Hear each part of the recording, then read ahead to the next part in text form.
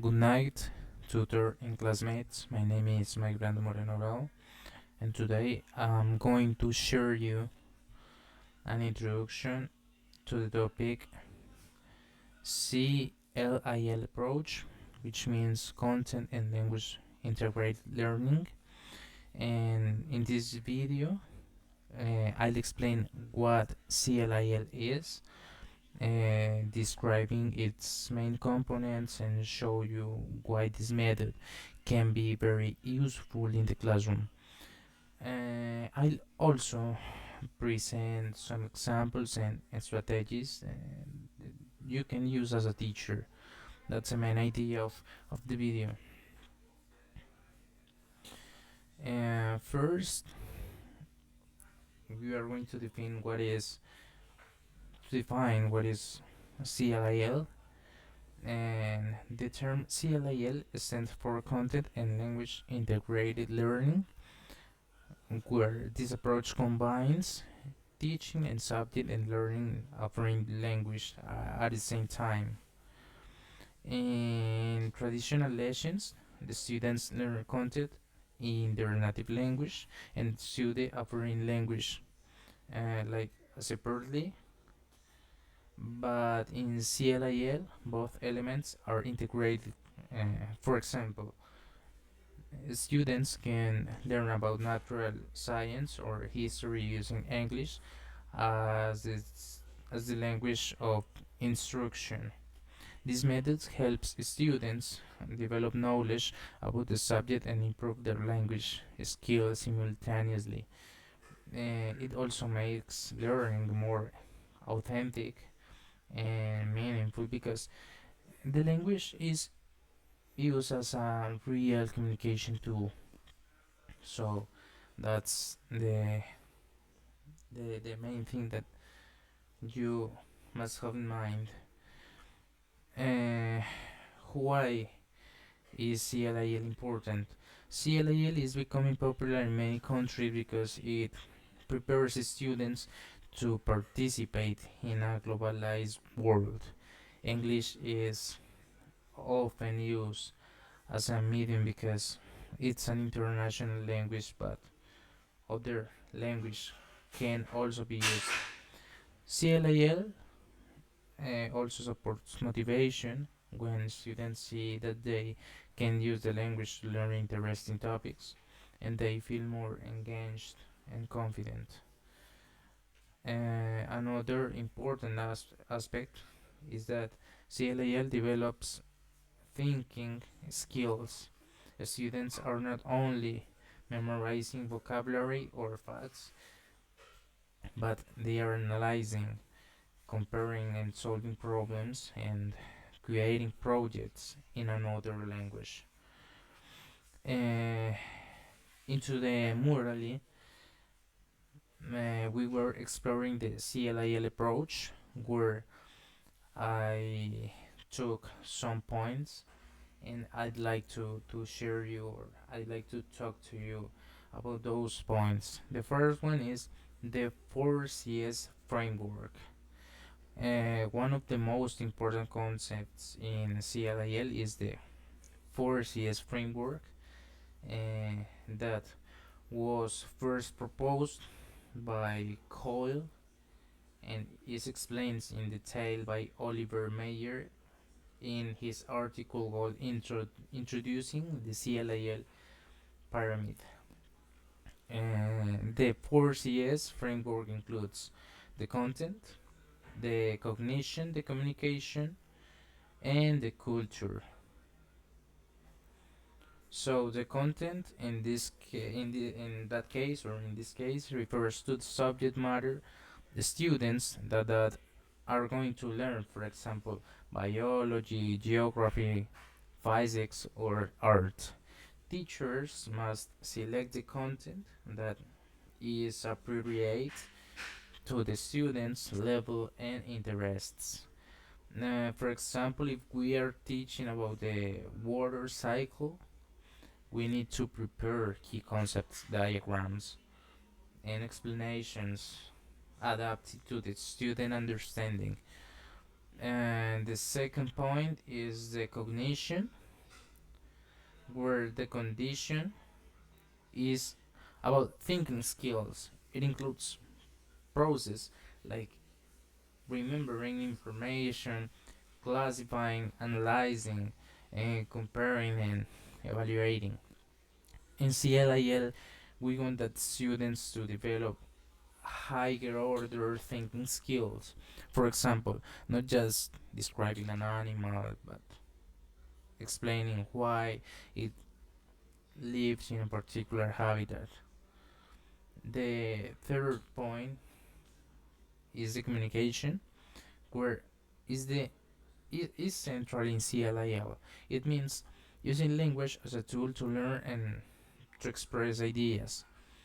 And this part is divided into three elements: the language of learning, the language where the vocabulary and structures are necessary to understand the context.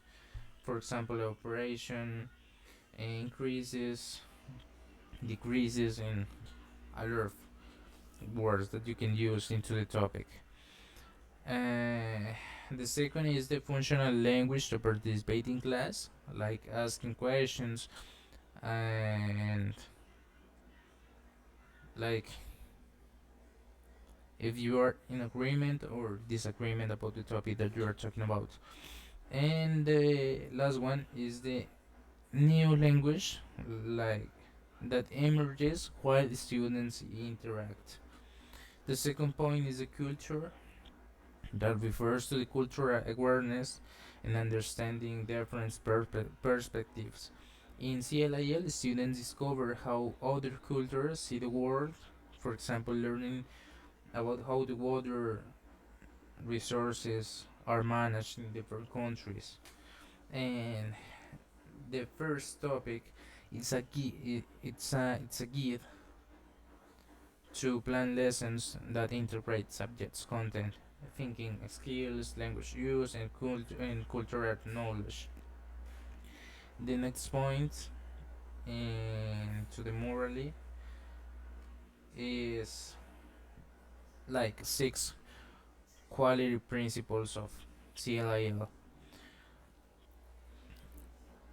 To begin, Oliver Mayer also identifies 6 principles that are essential to implement CLIL successfully.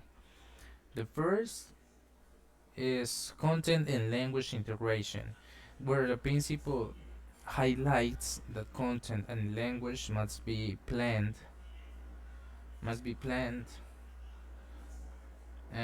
together. Teachers identify what students need to know and what language is necessary to access and communicate that knowledge. For example, if students are going to study,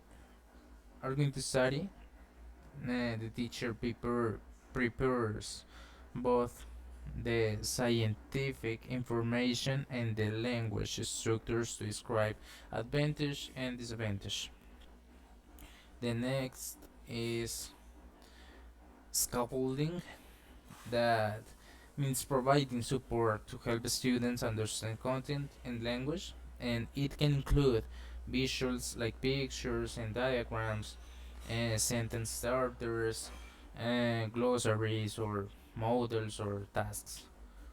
Um, the next topic is the cognitive challenges, where CLIL lessons should be cognitively challenging. They must go beyond simple memorization and require students to analyze, evaluate, and create. Uh, the next is the interaction, where it's essential because the students must communicate with their classmates to solve tasks, share opinions, and build knowledge together. Mm, the fifth is the assessment, where in CLIL consider that both content learning and language development teachers can use observation, rubrics, self assessment, and peer feedback to evaluate the students' progress. That's pretty important. And the last one in the second point is culture and awareness. CLIL includes cultural elements that help students develop respect and openness to diversity. Learning content thought like another language connects students with different cultures and perspectives. The next point that I want to talk about with you is creating and adapting the didactics materials. One of the most important aspects of CLIL is design materials that are accessible and effective. Sorry. I'm gonna give you some recommendations. The first one is use visual support such as diagrams, infographics, photos, and videos to make content clearer. And the next one is select and highlight key vocabulary where the students can provide with a glossary or word bank to help them during tasks. Include language support, for example, sentences, frames like in my opinion, or the process begins with, and a lot of sentence that you can use. Next one is adapt materials to the student's language level. Avoid text that are too difficult or unknown words. The next one is design authentic tasks. Activities should have a real purpose and connect with students. Lives, for example, creating a brochure about recycling.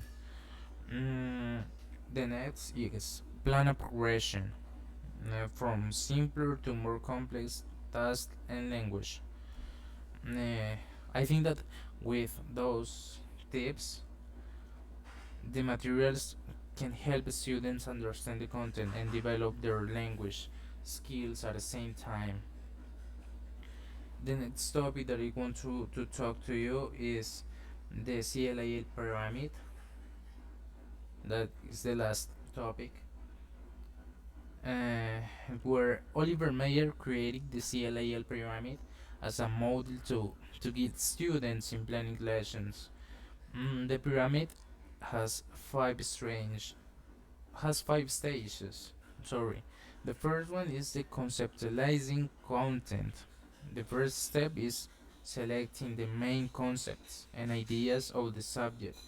The teachers define that students need to learn or what students need to learn. The second point is analyzing language demands, where the teachers identify the vocabulary, grammar, and structures necessary to access the content. The third topic is creating learning mm, scaffolds, where the teachers prepare supports like visual aids, glossaries, and examples to help students. And the next one is integrating the 4 Cs. The teacher must check that the lesson combines content, cognition, communication, and culture. That's so important. And the fifth is design CLIL task. Finally, the teacher design task where the student can apply the content knowledge and use the language actively. The pyramid helps transform the theory into practical steps for effective lessons.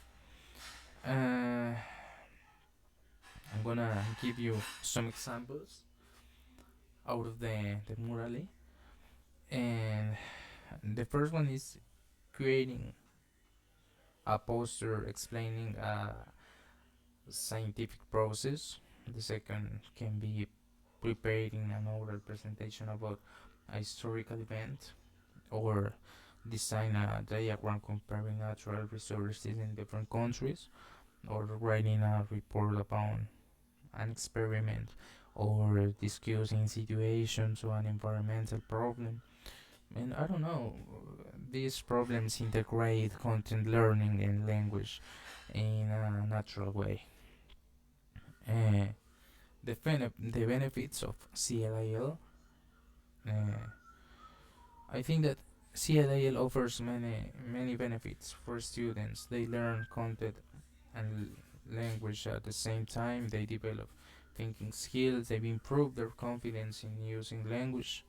They become more motivated because they are learning and the learning is meaningful. They develop cultural awareness and respect for deep diversity or diversity. For teachers, CLIL is an opportunity to create dynamic lessons and provide active learning. Finally, I'm gonna say you that thank you for watching this video about the CLIL approach. I hope that this information helped you to understand what CLIL is and how it works and why it's important for education. Remember that CLIL is not only teaching subjects in English.